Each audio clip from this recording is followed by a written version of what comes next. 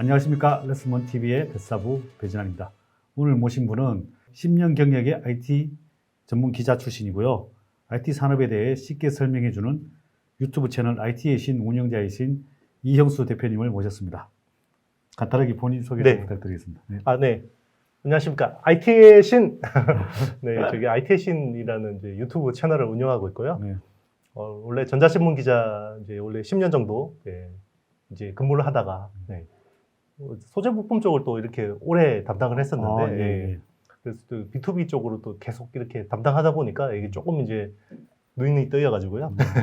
여의도 경력은 이제 한 5년 정도 이제 투자업계 경력이 이제 되고요. 아, 투자업계에도 계셨나 보네. 네, 이제 자산운용사 이제 그 밑에서 좀 이제 근무도 했었고요. 아, 운용도 하셨나요? 뭐 한 3년 정도 하고 제가 이제 회사 지금 HSL 파트너스라는 회사를 만든 지가 한 2년 정도 됐고요. 네, 이제 유튜버 6개월 차 초보 유튜버입니다. 이 개인 투자가들이 주로 IT 업종에 또 관심도 많고 투자도 많이 하고 그렇죠. 이렇게 있는데 지금 전반적인 IT 업종에 대해서 좀 상황이 어떤지 좀 설명해 주시면 좋을 것 같습니다. 일단 뭐 그 반도체는 굉장히 좋은 상황이죠. 근데 이제 주가는 안 좋죠. 그렇죠. 주가는 안 좋은데 반도체 업황은 굉장히 좋습니다. 업황은 좋고 이제 뭐 메모리 특히나 이제 우리나라 반도체라고 하면요 대부분의 이익이 D램에서 나옵니다. 그렇죠. D램에서 나오고 사실 삼성전자는 낸드 플래시에서 돈을 벌지만 삼성전자를 제외한 대부분의 회사들은 낸드 플래시가 돈돈 아니면 적자 수준이거든요. 그래서 사실은 D램에서 대부분 이익이 나온다고 봐야 되는 거고요. 그리고 이제 우리나라가 또 야심차게 준비하는 부분이 이제 신성장 동력으로 삼아서 삼성이 열심히 하는 게 이제 파운드리, 시스템 반도체. 결국 이제 대만의 TSMC를 잡기 위해서 또 새로운 성장 동력을 하나 장착해 나가고 있는 상황이고요. 여기서 또 이제 서플라이 체인들이 펼쳐지면서 여기서 또 기회가 있는 거고. 또 한편으로 이제 세트를 보면 스마트폰이라든지 뭐 PC라든지 이런 부분들은 아무래도 좀 코로나19의 영향으로 인해서 좀 별로 뭐 업황이 그동안 좋았던 것에 비해서 좀 이제 슬로우해지는 상황이고, 그리고 이제 뭐 애플이나 뭐 저가의 어떤 중국 업체들 사이에서 또 넛크래커 상황에서 좀 지금은 녹록지 않은 상황인데 또 새로운 뭐 메타버스라는 플랫폼이 나와서 새로운 디바이스가 또 나오잖아요. 뭐 AR, VR, XR 그리고 뭐 가장 메타버스 시대에 큰 디바이스는 결국 자율주행차라고 보고 있거든요. 그렇죠. 이게 이제 모빌리티이기도 하지만 하나의 디바이스도 기도 하기 때문에 이런 쪽에서 뭔가 새로운 성장 동력이 나오지 않을까. 그래서 여기서 잘 찍으면 또 10배짜리 종목은 또 장기적으로 메타버스랑 자율주행이라는 이게 접목이 잘 안 되시는 분들이 있어서 설명을 좀 해주시면 좋을 것 같습니다. 보통 이게 그 CPND라고 합니다. 보통 이 같이 움직이거든요. 그렇죠. C는 콘텐츠고 P는 플랫폼이고 그리고 N은 네트워크 그리고 디바이스 이런 식으로 바뀝니다. 그러니까 보통은 그 네트워크부터 바뀝니다. 그 예전에 뭐 2G 시대에는 이제 디지털로 해서 이제 문자를 보내게 되고 3G가 되면서 이제 영상, 사진 같은 걸 보내게 되고 4G가 되면서 이제 동영상을 실시간으로 스트리밍 할 수 있게 되면서 유튜브라는 플랫폼이 떴고 그리고 스마트폰이라는 디바이스가 본격적으로 된 거고 이제 5G라는 이제 통신이 생겼고 이 5G 통신에 맞는 플랫폼이 또 만들어지고 있는 거죠. 왜 통신 제너레이션이 바뀌면 플랫폼도 바뀌게 됩니다. 그래서 기존에 있던 플랫폼들이 이제 메타버스로 뭔가 무게 중심이 옮겨갈 거라고 보고 있고 물론 기존에 있던 플랫폼도 계속 가겠지만 그리고 거기에 맞게 이제 그 디바이스가 이제 자율주행차, 뭐 VR, XR 뭐 이런 식으로 될 거고 그리고 이제 여기에 맞는 메타버스에 맞는 콘텐츠들이 어떤 킬러 콘텐츠가 될지 이런 것들이 이제 앞으로 계속 펼쳐질 우리가 10년 동안 20년 동안 혹은 살아갈 시대의 어떤 변화상들이 아닐까 생각하고 있습니다. 이 투자자의 관점에서 IT 업종 중에서 어떤 걸 좋게 보시는지. 그리고 뭐 IT 업종 중에서 가장 좋게 보는 뭐 단기적으로는요. 일단은 시스템 반도체. 시스템 반도체. 특히 이제 파운드리 쪽을 가장 좋게 보고 있고요. 이게 장기적으로 쭉 빨아먹는다 그러잖아요. 그렇죠. 쭉 빨아먹어야 되는 건 결국 자율주행차, 자동차의 변화라고 보고 있거든요. 와, 그러니까 우리 뭐 똑같네. 그렇죠. 이것도 역시 제가 틀리지 않았군요. 저도 자율주행 왠지 안도됩니다. 요즘 저도 개인적으로 어디 자율주행을 밀고 있는데 자율주행이 그렇죠. 뭐 좋게 보고 있습니다. 그렇죠. 저는 이제 그렇게 보거든요. 이게 제가 기자 시절에서 이게 하면서 되게 운이 좋았던 게 휴대폰의 변화를 받았었거든요. 그러니까 피처폰이 스마트폰으로 바뀌는 사이클을 봤고 거기서 진짜 슈퍼 개미들이 많이 탄생하는 걸 봤었거든요. 아, 맞죠. 네. 그런데 그거보다 저는 훨씬 더 파급력이 큰 사이클이라고 보고 있거든요. 자율주행차가. 그렇죠. 그죠. 기존에 깡통차잖아요. 깡통차가 이게 컴퓨터화 되는 거잖아요. 그리고 이게 결국은 UAM이라든지 뭐 새로운 모빌리티로 바뀌는 거고 이 사이클은 굉장히 길고 강할 거다라고 보고 있고 여기서는 과거 스마트폰보다 훨씬 더 대단한 거부들이 탄생할 것 같습니다. 와.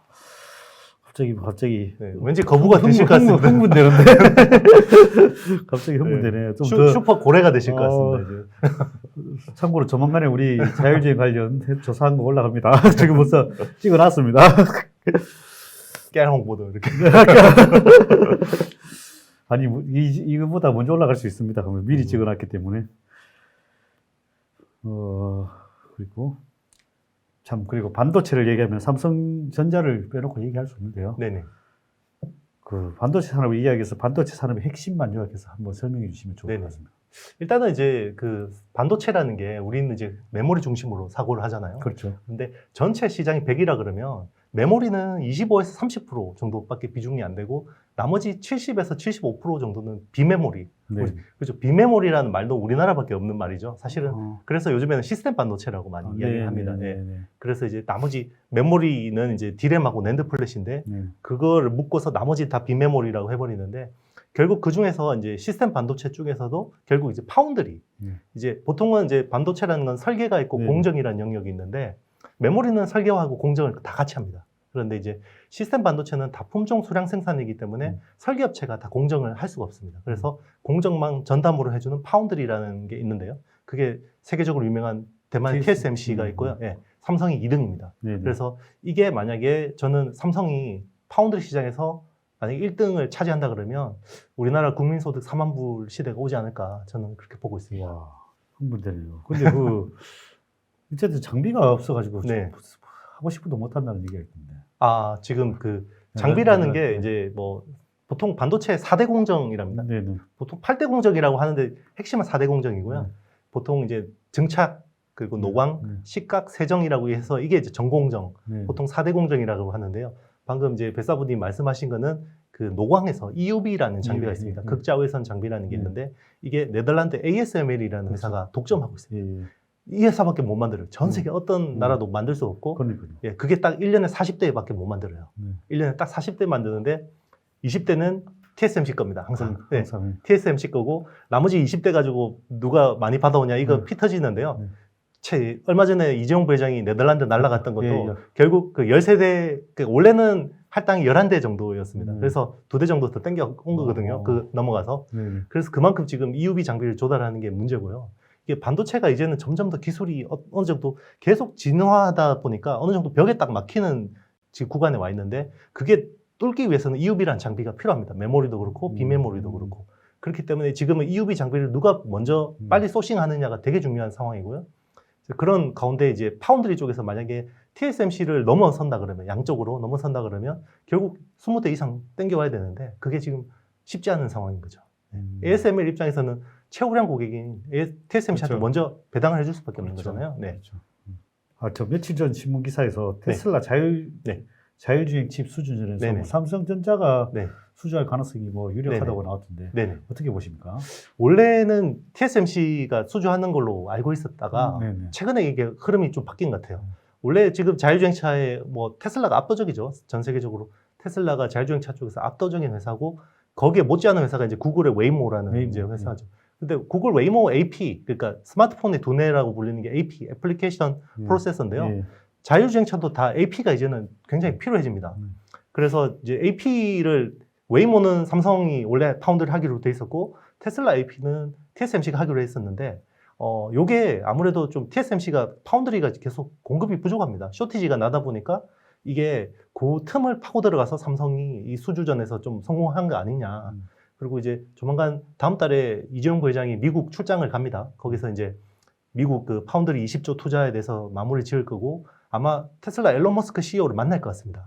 거기서 아마 테슬라 AP에 대한 파운드리 그 계약을 어느 정도 마무리하지 않을까 이렇게 기대하고 있습니다. 잘 되면 좋겠습니다. 네, 잘 되면 이제 그 관련주들이 또 한번 뽕 뜰 수도 있겠죠. 네. 그렇네요. 네. 그럼 삼성전자의 뭐 3분기 실적에 대한 네. 간단한 리뷰하고 네네. 4분기 실적에 대해서 한번 네. 설명해 주시면 좋겠습니다. 네네. 그러니까 요즘은요, 이게 애널리스트들 네. 추정치가 너무 잘 맞아요. 그러니까요. 네. 그러니까 매출하고 영업이익이 네. 거의 컨셉대로 나왔어요. 그러니까 매출이 3분기가 73조 나왔고 네네. 영업이익이 15조 8천억 나왔습니다. 네네. 그래서 딱 컨셉대로 나와서 네. 뭐 쇼크도 없고 서프라이즈도 없는 거죠. 네네. 근데 분기에 영업이익 15조 8천억이면 엄청 잘 나온 거거든요. 그렇죠. 옛날에 스마트폰 사이클 진짜 좋을 때도 막 그 이상으로 나온 거잖아요. 그렇죠. 그리고 매출이 분기 70조 이상 넘은 게 처음이거든요. 네. 굉장히 의미가 있는데도 불구하고 지금 반도체 피크아웃이라는 이 유령 같은 이 피크아웃 때문에 악재에 다 묻혀버렸습니다. 그러니까요. 서프라이즈가 다 묻혔고요. 그 영업이익으로만 놓고 보면 10조 이상이 반도체에서 나왔습니다. 그러니까 네, 대부분 디램에서 나온 거라고 보시면 되는 거고요. 네, 상당 부분 디램에서 나온 거고 이제 세트, 그러니까 스마트폰하고 뭐 가전, PC 이런 쪽은 조금 생각보다 좀 슬로우했었는데요. 반도체가 생각보다 더 잘 나왔던 부분이고 네. 이거는 이제 4분기에도 저는 비슷한 수준은 나올 거라고 보고 있거든요. 근데 지금 그 반도체 피크아웃에 대한 논란이 나오는 게 4분기가 지금 뭐 스팟 가격은 중요한 게 아니라요. 이제 보통 반도체 가격 이러면 우리가 헷갈리는데 스팟 가격이라는 게 있고 고정거래가가 있습니다. 네. 그러면 보통 디램만 놓고 보면 고정거래가가 95% 시장이에요. 전체 95% 시장인데 그런데 뭐 우리가 애플하고 얼마에 계약해서 이런 거 이야기 안 하잖아요. 그죠? 우리 구글하고 얼마에 계약해서 이런 거 이야기 안 하니까 스팟 가격을 보고 이제 고정거래가를 추정을 하거든요. 그래서 보통은 고정거래 가격보다는 스팟 가격이 좀 더 비싼 상황입니다. 왜냐하면 단품이니까 많이 사는 애가 싸게 줄 거 아니에요. 그렇죠. 그런데 지금 시장이 스팟 가격이 고정거래 가격보다 밑에 있습니다. 그래서 이게 선행 지표라고 해서 그러면 앞으로 고정거래 가격이 꺾일 거다라는 게 지금 시장의 컨센이고 이게 주가에 다 프라이싱 돼 있는 상황이거든요. 그래서 지금 뭐 대부분 뭐 전문가들의 컨센이 4분기에는 한 5% 빠지고 디램이 5%. 내년 1Q가 한 10% 빠질 거다라는 게 이제 프라이싱 돼 있는 겁니다. 그리고 지금 최근에 반등이 나는 거는 2분기의 반등에 대한 것들이 이제 점점 프라이싱 되는 구간이라고 보면 되는 거고요. 저는 개인적으로 마이너스 5% 그리고 내년 1Q 마이너스 10%보다 덜 빠질 거라고 보고 있습니다. 왜 그렇습니까? 일단은 지금 삼성전자나 SK 하이닉스의 재고 상태가 굉장히 적습니다. 그러니까 재고가 적다라는 거는요. 이게 그 예전에 슈퍼 사이클 때 꺾이는 거 보셨잖아요. 대표님도 보면 막 하이닉스 같은 경우 21조 벌다가 갑자기 그 다음에 2조 8천억 벌고 그죠? 확 이게 왜냐면 그때 재고가 너무 많았어요. 삼성전자하고 SK 하이닉스가 재고 생산해놓고 안 팔고 재고로 가지고 있던 것들이 많으니까 이게 한 번에 확 밀어내니까 가격이 훅 빠진 거거든요. 그런데 지금 삼성전자하고 SK 하이닉스 재고가 2주치 정도밖에 없습니다. 보통 한 6주 정도는 있어야 되거든요. 그러면 4분기에 가격이 그렇게 빠질 것 같으면 재고를 지고 있으면 됩니다. 그러니까 재고 플레이가 가능한 구간에서는요, 가격이 그렇게 안 빠져요. 저는 그렇게 보고 있거든요. 그래서 그러면 가격이 빠지면 굳이 물량을 안 밀어내고 그 라인 그동안 유지 보수 못했던 부분들을 해버리면 캐펙스가 자연스럽게 줄어드는 효과들이 있거든요. 그리고 내년에는 디램도 그렇고 파운드리도 그렇고 설계도 바뀌고요. 공정도 바뀝니다. 어떻게 바뀌죠? 예를 들면 그런 거죠. 보통은 반도체는 틱톡이라고 해서 보통 한 해 설계를 바꾸고 그 다음에 공정을 바꾸고 이런 식으로 하거든요. 왜냐하면 이게 설계만 바꿔도 수율이 확 떨어지고요. 공정을 바꿔도 수율이 확 떨어지는데 이게 왜 이렇게 꼬였냐면요. 인텔 때문입니다. 그러니까 인텔이 신규 CPU를 원래는 올해 내놓게 했는데 이게 계속 지연되어 버린 거예요. 그러니까 메모리 업체들의 스케줄이 다 꼬여버린 겁니다. 그러다 보니까 파운드리 같은 경우는 내년에 5나노에서 3나노로 바뀌거든요. 그리고 이 기존의 핀팻이라는 공정, 트랜지스터 공정이 게이트 올 어라운드라는 걸로 바뀌고요. 그러면 당연히 공급이 확 줄어들지 않겠습니까? 그리고 디램 같은 경우는 기존의 DDR4라는 설계 그 규격을 쓰고 있는데 DDR5로 바뀌어요. 설계가. 그렇죠. DDR5로 설계가 바뀌면 수율이 떨어지거든요. 그렇죠. 거기에다가 16나노 공정을 쓰다가 14나노로 바뀝니다. 그러면 공급이 더 줄어들겠죠. 그러니까 저는 이게 재고 플레이도 가능한 데다가 설계도 바뀌고 공정도 바뀌는데 어떻게 이게 가격이 떨어질까라는 의문이 있습니다. 16나노랑 14나노고 14나노 더 작은 거 아니에요? 맞습니다. 그래서 왜 작아지는 거죠? 네네. 왜냐면 이 DDR5라는 놈이요. 그 통신도 그렇지만요. 이게 2G, 3G, 4G 갈 때하고 4G에서 5G로 바뀔 때 엄청 변화가 컸잖아요. 그죠? 3G하고 4G로 바뀔 때하고 4G에서 5G로 바뀔 때 훨씬 변화폭이 큽니다. 그렇죠. 예, 기술도 훨씬 어렵고요. 똑같습니다. DDR도요. DDR3 때 하고 3 때 4로 바뀌는 거고요. 4에서 5로 바뀌는 게 훨씬 어렵습니다. 그렇기 때문에 이게 당연히 수율이 떨어질 수밖에 없는 상황이고요. 그리고 이제 이게 삼성 입장에서는 기존의 서버용 디램, 그러니까 디램이라는 게 전체 시장이 놓고 보면 모바일이 40% 정도 되고 서버용이 36% 정도 되고 PC가 한 14% 정도 됩니다. 근데 제일 중요한 게요, 서버 쪽입니다. 왜냐하면 이 컨슈머 제품들, 그러니까 스마트폰이나 PC는 비싸면 안 사죠, 사람들이. 그러면 제조업체들이 마진 축소가 되기 때문에 생산 안 합니다. 그게 지금 반도체 쇼티지로 인해서 수요에 영향을 주는 지금 상황이잖아요. 근데 서버는 달라요. 클라우드 업체들이잖아요. 그렇죠. 뭐 페이스북이나 뭐 아마존이나 뭐 구글이나 마이크로소프트 같은 업체, 빅테크들이 사는 반도체거든요. 걔들은 클라우드 쇼티지 나면 무조건 그냥 삽니다. 그러니까 걔들은 가격 생각하지 않고 막 사버리니까 막 디램 가격이 영업이익률 70% 나오고 이런 상황이 막 벌어지는 거예요. 그게 17년, 18년 슈퍼 사이클이 그렇게 나온 거고요. 그러면 이 14나노의 DDR5가 되면 저는 가격 가리지 않고 살 거라고 보고 있습니다. 왜냐하면 인텔 신규 CPU에 맞춰서 서버 투자하려고 그동안 쟁겨놨던 물량들이, 어떤 수요들이, 이연된 수요들이 굉장히 많거든요. 그게 내년에 한번 폭발할 수 있다라고 보고 있습니다. 현재 반도체 섹터 관련 투자를 고려하는 분한테 우선 순위를 두고 공부를 한다면 공부를 할 밸류 체인을 소개해 주신다면 그냥 뭐 아예 그냥 초보인데 당장 내가 내 계좌에 도움이 되는 그냥 실리적인 투자를 하고 싶다라고 하면 그냥 파운드리 중심으로 공부를 해서 거기 서플라이 체인을 보는 게 제일 좋을 것 같고요. 그냥 이제 이게 우리나라 그래도 1등 수출 산업인데 내가 이걸 이 정도는 알아야 되겠다. 아주 그냥 장기적으로 보고 내가 계속 투자해 나가야지라는 생각을 한다 그러면 삼성전자를 중심으로 그냥 확장해서 보는 게 제일 좋을 것 같습니다. 그러니까 삼성전자가 하는 사업들이 있잖아요. 그리고 사업들을 보면 여기 또 경쟁자들이 다 보이거든요. 그래서 조금씩 사고를 확장해 나가면 결국 이 IT 산업 전체가 그냥 보입니다. 그러니까 사실 대한민국의 IT 산업이라는 게 삼성전자 중심으로 중심으로 다 보시면 됩니다.